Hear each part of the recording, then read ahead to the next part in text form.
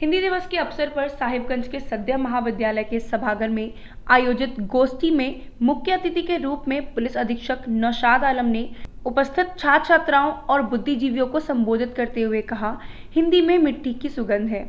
उन्होंने कहा कि आप बच्चे हमारे देश का भविष्य हैं, आपके ही कंधों पर भारत का भविष्य है और हिंदी में वह खुशबू है जो ताजा रखती है और ऊर्जा प्रदान करती है। कार्यक्रम को संबोधित करते हुए जोरदार शेर और शायरी से उन्होंने अपने छात्र जीवन के संघर्ष को भी प्रस्तुत किया। उन्होंने कहा कि अर्थाभाव के बीच संघर्ष करते हुए हम लोगों को सफलता की मुकाम प्राप्त करनी है। उन्होंने कहा कि अपराध और अपराधी के खिलाफ कार्रवाई जारी होगी। बुद्धिजीवियों से अपील है कि वे पुलिस की सहायता करें, साथ ही छात्र छात्राओं को कर्तव्यनिष्ठ, अनुशासित और ईमानदार बनने की बात कही। इस कार्यक्रम में जिला विधिक सेवा प्राधिकार के सचिव धर्मेंद्र कुमार ने उपस्थित छात्र छात्राओं को कानून से संबंधित जानकारी दी। उन्होंने पॉक्सो एक्ट, बाल विवाह, बाल अधिकार की विस्तृत चर्चा की।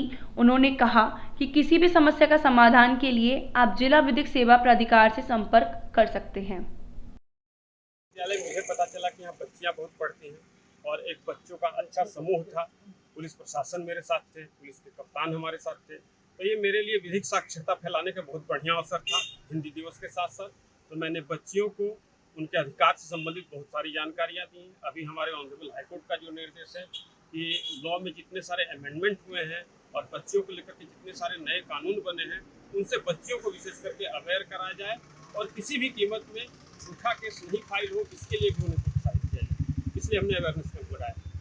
हिंदी दिवस के अवसर पर यहाँ संध्या महाविद्यालय में ये प्रोग्राम आयोजित किया गया था और इसमें सबसे खुशी की बात ये है कि डालसा के जो सचिव है हमारे साथ है, हम लोगों मिलने के बच्चों के साथ रहा है। आज के दिवस में पूरे साहिबगंज वासियों को कोटि कोटि धन्यवाद, बहुत बहुत बधाई, आभार व्यक्त करते हैं इस प्रोग्राम के लिए। हिंदी तो फिर कहने की बात है, हिंदी ही एक ऐसा लैंग्वेज है जो सबसे आसान है, सरस है। अरबी बहुत टफ है, फारसी बहुत टफ है, उर्दू भी है और हिंदी तो है। जैसे कहावत है कि अरबी पढ़ने के लिए, लैंग्वेज को जानने के लिए, ये कहा गया एक ही लाइन में सब कुछ समझ जाएगा कि अरबी निकाले चर्बी, अरबी निकाले लैंग्वेज सीखने के लिए कि अरबी निकाले चर्बी, फारसी निकाले तेल, अरबी निकाले चर्बी, फारसी निकाले तेल, उर्दू है कुछ कुछ, हिंदी है खेल। तो इसलिए ये इतनी आसान हम लोगों का ये लैंग्वेज है, इसको सीखना चाहिए और अपने जीवन में, अपने परिवार में आत्मसात करना चाहिए। सारा काम हिंदी में ही होना चाहिए। हमको पाश्चात्य संस्कृति की तरफ नहीं बढ़ना है, वेस्टर्न कल्चर की तरफ। जब हम इंग्लिश पढ़ते हैं, हमारे बच्चे पढ़ते हैं, तो उनकी मानसिकता वही होती जा रही है और घर में संस्कार जो मिलनी चाहिए हिंदी से, वो हिंदी से नहीं मिलता है, इंग्लिश से मिलता है।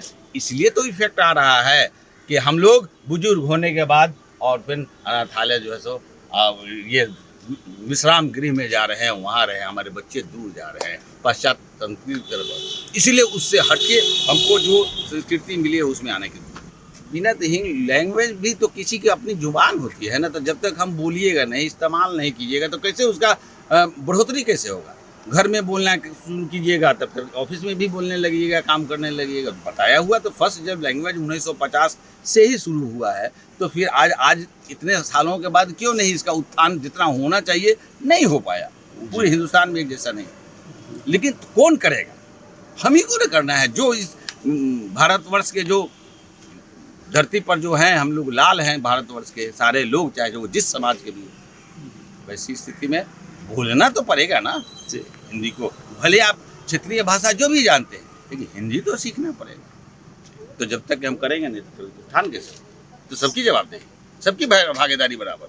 आगे होंगे या तो परंत को तोड़ा होगा या रंग छोड़ के भागे होंगे, तो बड़े आगे होंगे या तो परंत को तोड़ा होगा या रंग छोड़ के भागे होंगे। यही तो दोनों में से अगर संकल्प आपने लिया है कि हमें कुछ करना है, तो आपका परंत और इसमें जो भी चुनौतियां आएंगी उसको हमें स्वीकार करना। ऐसी जुबान है जो कई जुबानों से मिलकर जोड़ करके आई। मुगलिया खानदान में आप चले जाइए, इतिहास उठाइएगा, कहीं न कहीं हिंद वर्ड जो आता है, हिंद शब्द जो आता है, वो फारसी का शब्द। हिंद बने हो, सिंधु घाटी की जो नदियां जो उधर से लोग आते थे और आगे पंजाब और सब जो इलाका था उसमें जाके इतनी खूबसूरत मिट्टी है, इतनी मिट्टी का जो सुगंध है, इसीलिए हम लोग भारत माता बोलते हैं मिट्टी को, अपने धरती को क्यों बोलते हैं? जहाँ है वो मिट्टी है, इसलिए वो सुगंधित है, इसलिए ये नाम हिंद पड़ा। उन्होंने नहीं कहा हिंदी, हिंद के रहने वाले जितने भी लोग हैं उसका ही हिंदुस्तान।